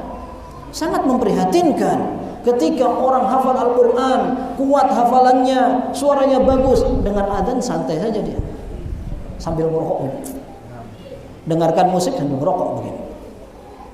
Diajak sholat, silahkan duluan. Mana pencerminan dia menjadi seorang ahlul Quran? Ya. Bahkan dulu sejak zaman Al-Hasan Al-Basri rahimahullah ada yang membanggakan kuatnya hafalan. Bahkan ada yang ingin berjual beli dengan hafalannya. Dia mau jadi imam kalau dibayar sekian. Sampai Imam Ahmad marah, dia mengatakan, "Man yusalli khalfa hadha?" Siapa yang mau salat menjadi makmum orang kayak gini? Zaman sekarang mungkin ada juga. Anda pernah melihat sendiri orang ngamen pakai Al-Qur'an. Caranya bagaimana?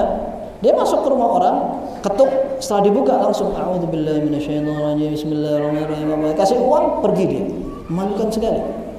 Itu gaya kasar. Yang gaya halus ada. Dia ngaji, minta dibayar. Ya kan? Ya, kalau tidak dibayar, marah dia.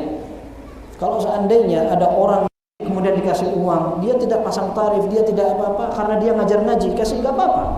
Memang ulama berbeda pendapat. Sebagian mereka mengatakan yang afdal tidak ambil. Kemudian sebagian ulama lain mengatakan seorang ngajar Al-Qur'an lalu dia dikasih uang untuk upah, tidak apa-apa ambil.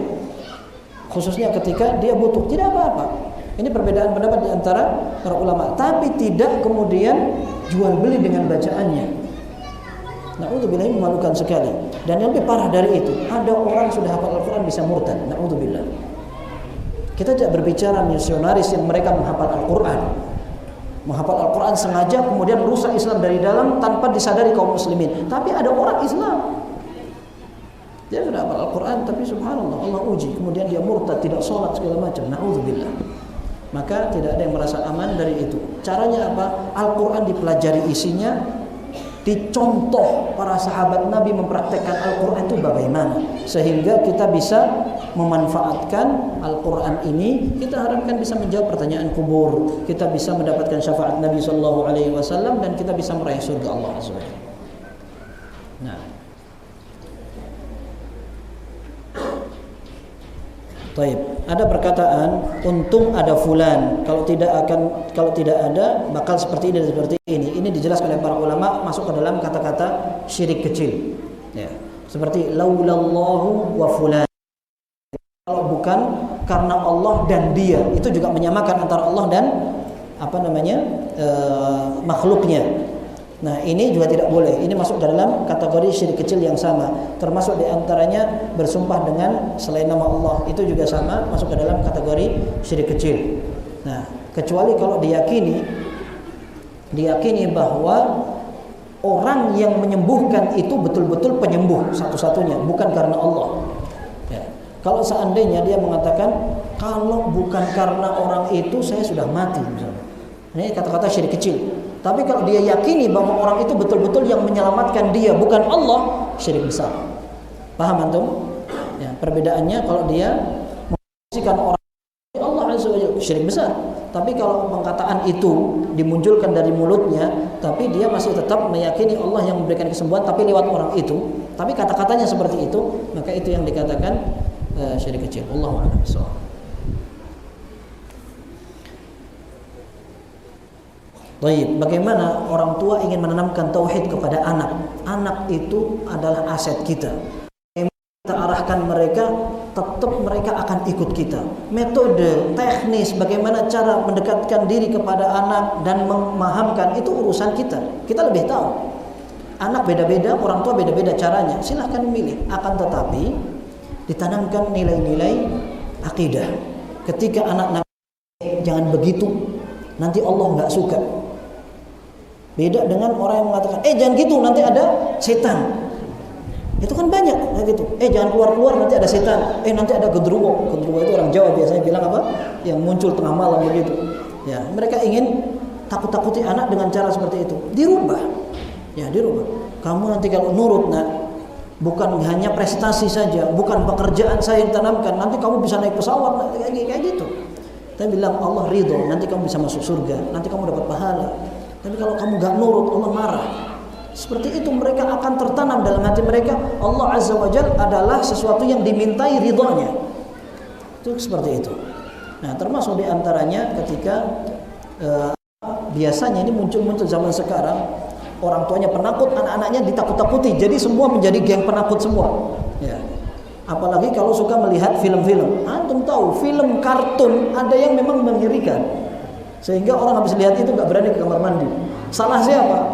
Ya, salah sendiri. Kenapa kamu pertontonkan kayak begitu? Ya. Nah, seperti ini bisa mendangkalkan akidah. Anak pernah melihat ada film kartun, subhanallah, seperti itu. Kesyirikannya kelihatan sekali. Ini bahaya sekali. Ya. Maka tanamkan kepada anak dari sejak dini tauhid kepada Allah Subhanahu wa taala. Kemudian diajarkan rukun iman, rukun Islam. Hati-hati, Allah melihat loh. Allah melihat. Nah, kemudian berdoa minta begini. Karena Allah di atas. Itu juga sama seperti itu. Ada sebagian orang mengatakan, ini kawan saya cerita, anak kecil ditanya, Allah di mana? Allah di mana-mana. Allah di mana-mana. Anak kecil. Karena apa? Ditalqin. Bisa. Kalau Allah di mana-mana berarti Allah di tempat sampah, Allah di mana? Kan gitu. Tapi Allah Azza wa Jalla di langit itu sudah tegas dengan nas Al-Qur'an, dengan hadis Nabi sallallahu alaihi wasallam. Itu bisa diterapkan kepada anak. Awas, Allah melihat. Allah mendengar. Coba berdoa kepada Allah. Ketika anak merengek minta apa, kamu berdoa kepada Allah. Nah, ini bisa. Dan metode-metode yang lebih detail, orang tua, terutama ibu-ibu biasanya lebih tahu bagaimana mengajarkan kepada mereka. Bapak-bapak biasanya lebih emosi cepat. Anak nggak paham dia. Gitu. Ya. Jadi masalah teknis diserahkan kepada masing-masing. Akan tetapi ilmu yang disampaikan itu muatannya akidah. Wallahu a'lam bishawab.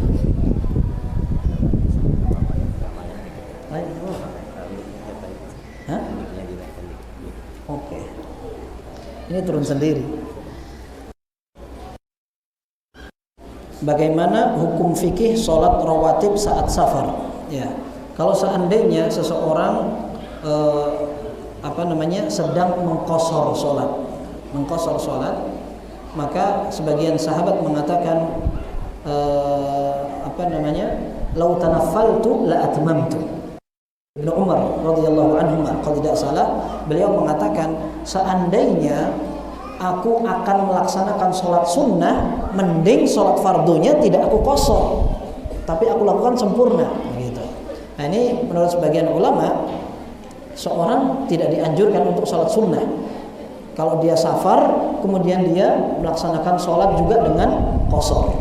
Yang kedua, ketika seorang menjamak sholat antara zuhur dan asar, maghrib dan isya, maka tidak ada anjuran untuk sholat qobliyah dan ba'diyah, sholat rawatib sebelum dan sesudah sholat fardu. Memang Rasulullah SAW tidak seperti itu. Dalam riwayat Abi Dawud dikatakan, wa kana la yusabbihu ala ithri wahidatin minhuma. Rasulullah SAW tidak sholat sunnah pada masing-masing belakang ataupun depan atau yang diantaranya. Rasulullah SAW tidak sholat sunnah. Kalau dijamak antara dua sholat, dikumpulkan antara dua sholat. Qashar juga demikian. Tapi kalau sholat bersama kaum muslimin, imamnya itmam, kita safar, kita pengen sholat isya 2 rakaat, tapi imamnya 4 rakaat, nah kita ikut 4 rakaat. Zuhur kita bareng imam, atau kita tidak nyaman sholat di hotel sendirian, saya pengen sholat di masjid dekat hotel karena kedengaran suaranya, silahkan sholat 4 rakaat, silahkan 4 rakaat. Apakah boleh sholat sunnah? Wallahu a'lam, boleh saja. Bukan berarti tidak boleh seperti itu. Wallahu a'lam bis-shawab.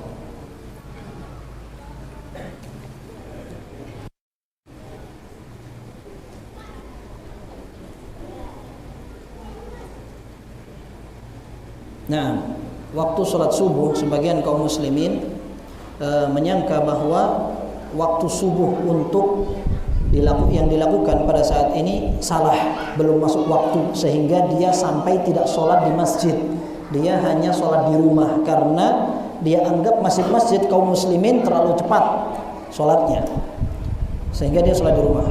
Anak dulu seperti itu, tapi setelah itu enggak.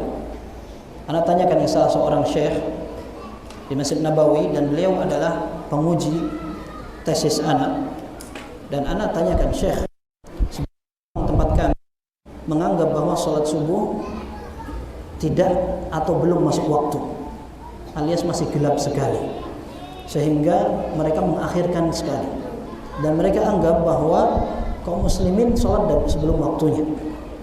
Memang ini pernah terjadi di daerahnya Syekh Albani rahimahullah, dan beliau pernah memfatwakan itu. Akan tetapi tidak bisa dipelaksana semuanya. Kemudian anak waktu itu sempat membawa gambar gambar yang sempat dijadikan landasan orang-orang yang mengatakan bahwa sholat subuh belum masuk waktunya. Ana tunjukkan, Syekh, ini gambarnya. Kata beliau, ini sudah siang. Ini sudah siang. Kayaknya ana bawa ente ke padang pasir biar tahu fajar shadiq itu bagaimana. Iya Syekh, ana mau. Betul-betul kita pengen belajar fajar shadiq itu bagaimana. Ya. Jadi kalau seandainya kita ingin berhati-hati, silahkan berhati-hati, tapi kemudian sampai tidak sholat bersama kaum muslimin, ini kita sendiri yang rugi. Kemudian dia tunda sholatnya beberapa menit, tapi tidak perlu harus jauh-jauh sekali, ya, karena ini judulnya kan hati-hati, maka jangan terlalu berani. Ramadan dia yakini subuh belum datang waktunya, kaum muslimin semua sudah azan, lalu dia masih mulai sahur, ya, baru mulai sahur, belum masuk waktu, santai aja makan gitu. Nah ini berbahaya. Kalau pendapat dia ternyata salah, batal dia puasanya, ya. Wallahu a'lam bishawab. Sehingga nasihatnya ini pernah juga sempat membuat ramai di Arab Saudi di zaman Syekh bin Baz rahimahullah. Syekh bin Baz menugaskan beberapa tim untuk betul-betul mengecek apakah takwim Ummul Qura atau kalender yang dijadikan pijakan untuk waktu sholat di sana betul-betul salah. Akhirnya dibentuk beberapa orang untuk mengecek itu, ternyata sesuai. Ya, sehingga kita kalau mau hati-hati silahkan. Tapi kalau kemudian menyalahkan, mengatakan belum masuk waktu, Allahu a'lam. Ini perlu studi ulang. Seperti itu. Bagaimana hakikatnya fajar shadiq yang benar bagaimana? Allahu a'lam bishawab.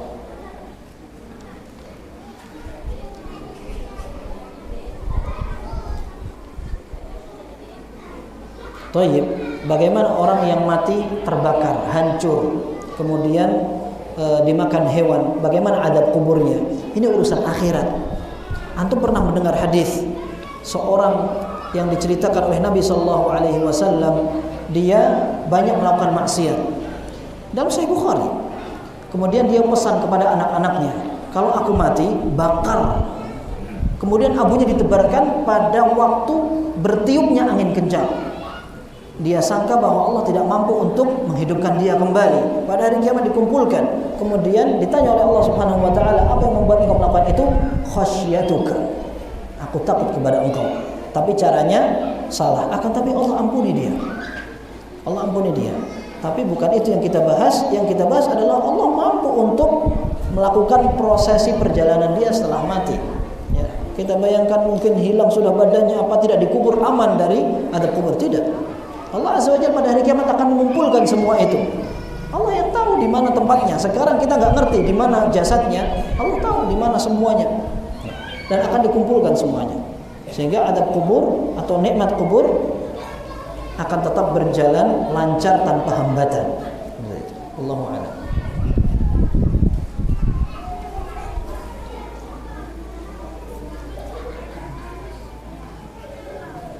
Ketika seorang telah bertobat dari perbuatan yang dapat menghalangi dapat keistimewaan 70.000 golongan yang akan masuk surga tanpa hisab dan adab, apakah masih ada kesempatan untuk itu?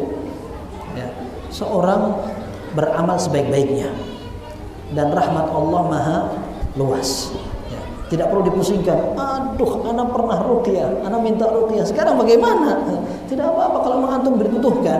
Antum sakit, akhirnya antum tidak rela dengan ketentuan Allah, itu lebih bahaya. Kalau memang harus ruqyah, tidak masalah. Akan tapi memang kehilangan kesempatan itu masih banyak kesempatan lainnya. Mudah-mudahan Allah Azza wa Jalla membukakan peluang kita dari jalur yang lain seperti itu. Tapi apakah setelah bertobat ada kesempatan? Semoga. Tapi kita tidak bisa pastikan. Seperti itu. Wallahu a'lam bishawab.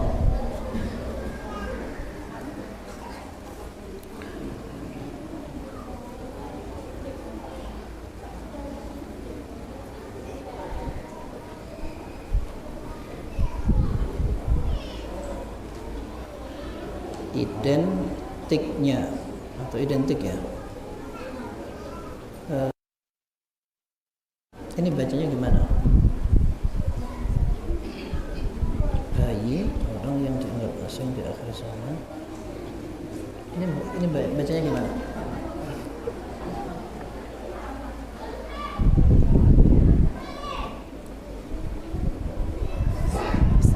Identiknya asing. Ya, terus yang kedua itu. Bagi orang yang asing zaman. Terus yang bawahnya? Apakah identik bagi orang yang dianggap asing? Ciri-cirinya. Gitu ya. Orang asing itu bagaimana? Orang asing itu bukan orang yang berbeda sendiri. Ya. Yang penting berbeda itu yang dikatakan tuba lil ghuraba, beruntunglah orang-orang yang asing, bukan seperti itu. Akan tetapi yang dikatakan asing adalah humul ladzina yasluhuna idza fasadan nas. Orang-orang yang tetap baik pada saat manusia pada rusak. Dalam hadis itu bisa dibaca juga yuslihuna idza fasadan nas. Orang-orang yang memperbaiki kaum muslimin di saat masyarakat sudah rusak. Sehingga bukan hanya sekedar asing aja, orang penampilannya berbeda, aneh atau compang-camping segala macam, diyakini wali lagi. Nah, tidak seperti itu. Sekedar asing akhirnya dia menjadi orang yang paling beruntung, tidak seperti itu. Akan tetapi yang dikatakan asing yang terpuji adalah ketika dia bisa mempertahankan kebaikannya di saat orang-orang sudah rusak, seperti itu. Allahu a'lam bishawab.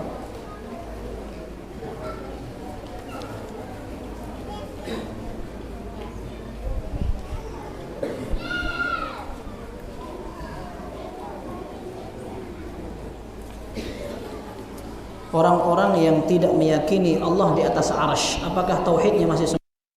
Apakah kita boleh bergaul dengan mereka? Kalau seandainya mereka memang tidak tahu, perlunya diberitahu. Jangan langsung dihukumi, akan tetapi diberitahu. Ar-Rahmanu 'alal 'arsy istawa. Allah Azza wa Jalla berada di atas arsy. Banyak sekali dalilnya sudah seperti itu. Jadi dipahamkan saja. Kalau seandainya tidak mau paham apalagi menentang, maka itu urusan lain. Antum boleh untuk memilih kawan yang kira-kira cocok sama antum, dan siapa yang tidak cocok antum cari yang lain, tidak apa-apa. Kan tapi ketika ada orang yang memiliki pemikiran seperti itu, dipahamkan. Seperti itu yang pertama kita perlu pikirkan.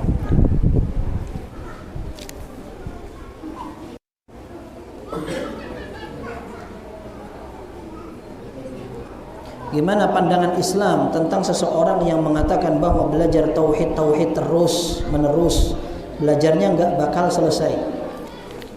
Sudah seberapa banyak pelajaran tauhid yang dipelajari? Buku-buku tauhid banyak sekali. Ya. Ada kitab tauhid Ibnu Manda, Syariah lil Ajurri, kemudian ada buku-buku lain, sudah dibaca semua, sudah tahu semua. Ya. Belajar tauhid tidak selesai, tidak apa-apa, tidak selesai. Kita sampai menghadap Allah Subhanahu wa taala. Yang kita bahas adalah Allah yang menciptakan kita. Kenapa memangnya? Kalau tidak selesai juga tidak apa-apa. Sebagaimana kita beribadah juga enggak selesai juga tidak apa-apa. Wa'bud rabbaka hatta ya'tiyakal yaqin. Sembahlah Allah Subhanahu wa taala sampai kamu mati. Tidak apa-apa. Dan ini alasannya kenapa orang-orang mengatakan, kenapa kita belajar tauhid terus? Orang sudah sampai zaman roket. Ya, kita masih belajar tauhid. Subhanallah. Yang memenangkan itu Allah. Pemilik orang yang menciptakan roket juga Allah Subhanahu wa taala. Justru ada usaha untuk mendangkalkan akidah dari orang-orang kafir agar kita tidak perhatian dengan itu. Mereka tahu kalau kita betul-betul belajar akidah yang benar, mereka bisa dikalahkan. Seperti itu. Allahu a'lam bishawab.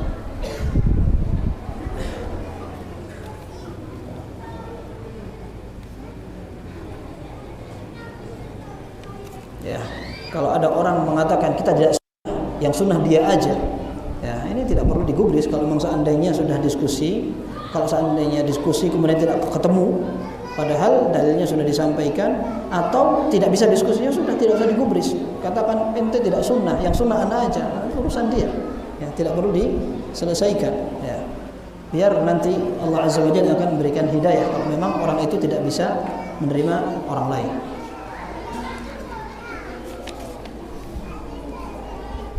Apakah orang bunuh diri itu kekal di neraka? Wallahu a'lam tidak. Sebagaimana orang membunuh orang lain juga tidak kekal di neraka. Itu terserah Allah Subhanahu wa taala. Kalau seandainya Allah menghendaki dia akan dihukum di neraka, maka Allah akan hukum. Akan tapi jika Allah kehendaki diampuni, diampuni. Seperti itu. Wallahu a'lam. Ya, ada yang menilai bahwa sebagian ustadz yang mengajarkan tauhid keras. Ana lebih suka ustadz yang santai, bisa cocok sama semua kalangan, bahkan kalau perlu berpolitik. Ya, itu pilihan. Ya, itu pilihan. Dan seseorang tidak memasukkan diri ke dalam hal yang bukan ahlinya sehingga dia bisa mengorbankan sesuatu yang lebih mahal. Ya, yang lebih mahal. Allah taala alam bissawab.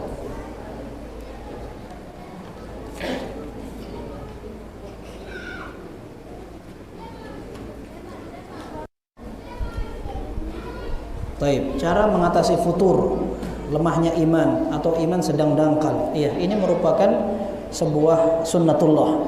Terkadang iman ini pasang, terkadang surut. Terkadang bisa meningkat, akan tapi seringkali juga menurun. Akan tapi para ulama mengatakan bahwa ketika seseorang sedang mengalami futur, sedang mengalami minimnya keimanan, maka diusahakan jangan sampai meninggalkan yang wajib. Yang wajib tetap dilakukan.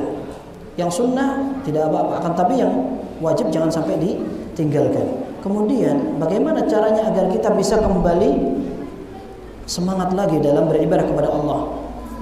Yang pertama, cari komunitas. Ketika kita ibadah sendiri kita berat, tapi ketika kita melihat ada orang yang sama semangatnya, ini membaca, ini menghafal, ini sholat, kita akan terdorong untuk itu. Komunitas penting sekali. Yang kedua, banyak membaca kisahnya para salaf, kisah para ulama, bagaimana mereka memperjuangkan agama di saat-saat yang paling sulit. Nah, kita ini kenapa? Futur kita kenapa? Biasanya ada orang punya masalah, gara-gara masalah itu akhirnya terbawa pada urusan ibadah dia, jadi tidak semangat. Karena apa? Masalah dia itu betul-betul membuat dia galau. Ya, diobati urusannya, ya, dicarikan solusi. Kemudian ketika doa kepada Allah, berdoa agar diberikan kekuatan dalam beribadah dengan cara yang baik. Allahu a'lam.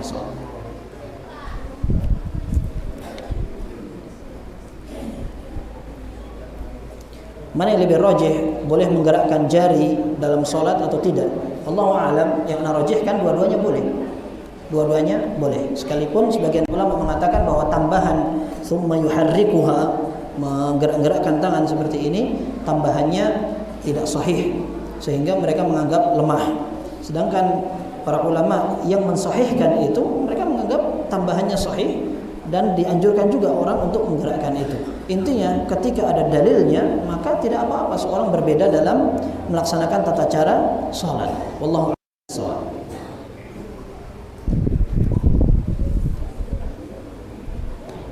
Apa hukumnya memakai sorban atau imamah? Boleh, tidak apa-apa. Sebagaimana hukum menggunakan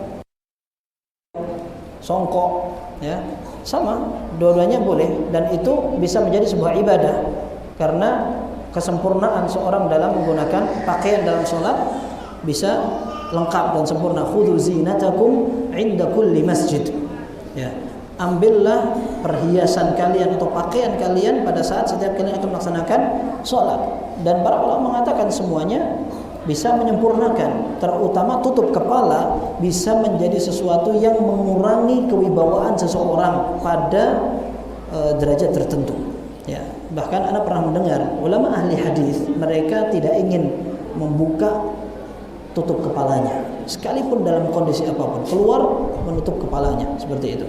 Dan sampai sekarang di sebagian negara Arab, mereka merasa aib kalau tidak menggunakan sorban yang seperti ini.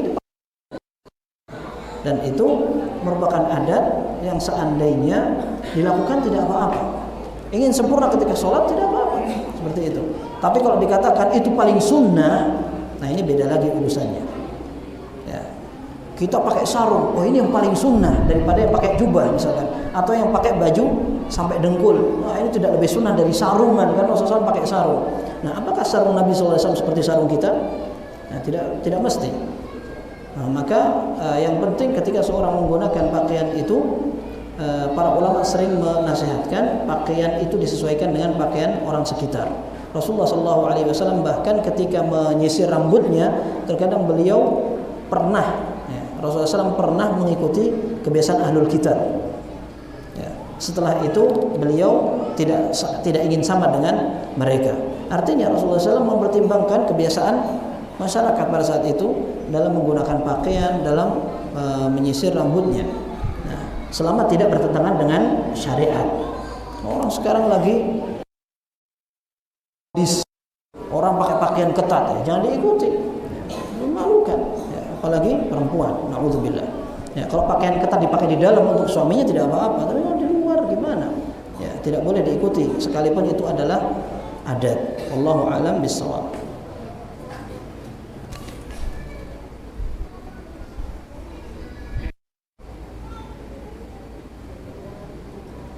Ini juga sama, merasa lebih sunnah dari yang lain, biarkan saja. Kalau seandainya tidak bisa diajak diskusi, tidak usah dilanjutkan. Allahu a'lam.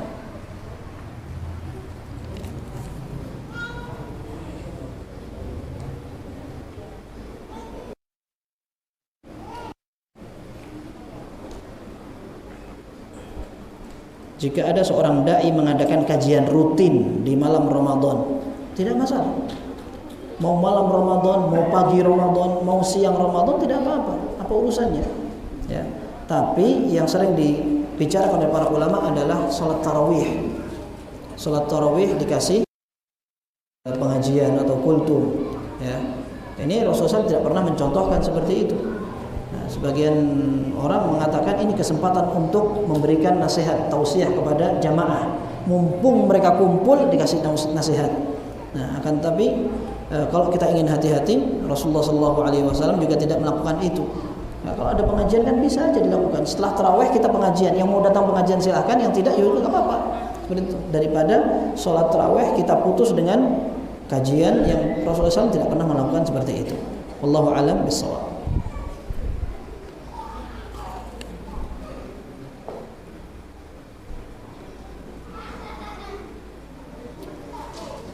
Benar orang masuk neraka karena berkorban seekor lalat. Ya, ada hadisnya. Dakhala rajulun al-jannata fi dhubar wa dakhala rajulun nara fi dhubar. Ya. Ada orang yang masuk surga karena seekor lalat, ada yang masuk neraka karena seekor lalat. Seperti itu disebut. Tapi hadis itu apakah sahih atau tidak, Anda tidak ingat. Adakah amalan atau doa khusus agar mati dalam husnul khatimah? Husnul khatimah, para ulama mengatakan man syabba ala syai'in syaba alaih wa man syaba ala syai'in mata alaih. Para ulama memberikan nasihat seperti itu. Barang siapa di waktu muda memiliki kebiasaan, maka kebiasaan itu akan terus berlanjut sampai hari tua. Ketika dia membiasakan itu di hari tua, maka matinya pun akan biasanya seperti itu. Nah, bagaimana cara kita menggapai husnul khatimah? Kita berusaha untuk mendapatkan itu. Kita berusaha untuk menerapkan firman Allah, wala tamutunna illa wa antum muslimun. Jangan kalian mati kecuali dalam keadaan berislam, berserah diri. Maksudnya kita berusaha terus untuk memperbaiki. Kalau tiba-tiba mati, kita dalam keadaan baik, seperti itu. Orang mati ketika membaca Al-Quran, mati ketika menuliskan hadis, mati dalam keadaan sholat, ini merupakan keistimewaan dari Allah Subhanahu wa taala. Bagaimana caranya? Sering-sering melakukan itu. Seperti alam bisawab. Apakah ada doa khusus? Doa saja, minta kepada Allah, ya Allah, berikan aku husnul khatimah. Tidak apa-apa berdoa seperti itu. Cara menanamkan tauhid kepada anak sudah kita sampaikan tadi. Ya, kita sampaikan inti dari pemahamannya seperti itu. Tidak perlu menggunakan cara pengajian. Nak sini. Dengerin ya. Alhamdulillah, kabur dulu anak itu. Ya. Nah, jadi antum lebih tahu bagaimana cara memahamkan anak antum. Allahu a'lam bishawab. Sudah habis. Alhamdulillah. Hah? Tambahan dari siapa? Dari antum. Baik, silakan.